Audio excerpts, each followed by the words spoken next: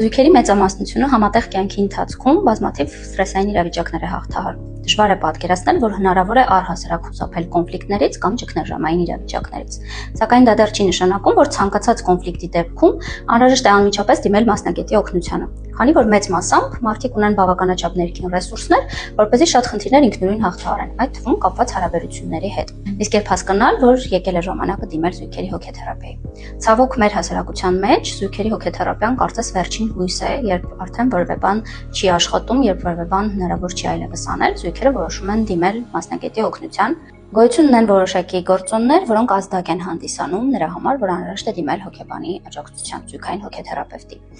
Դրանցից են օրինակ, երբ զույգը հասկանում է, որ այլևս իրար լսելը հնարավոր չի, իրար ապրումակցելը, մեկը մյուսի տեսակետը ընդունելը, երբ զույգի ցանկացած խոսակցություն վերածվում է բանավեճի, վերածվում է կոնֆլիկտի եւ առողջ խոսակցություն այլևս հնարավոր չէ վարել, երբ ընտանեկան կյանքով բավարարվածություն այլևս չկա, երբ առաջանում է հուզական պատնեշ, ընտերմությունը գնալով քչանում է եւ մեկուսացվածության զգացում է առաջանում մեկի կամ երկուսի մոտ միաժամանակ։ Նմանատիպ դեպքերում արժե արդեն դիմել մասնագետի օգնության եւ չսպասել, որպեսզի հասնենք նման կրիտիկական կետի։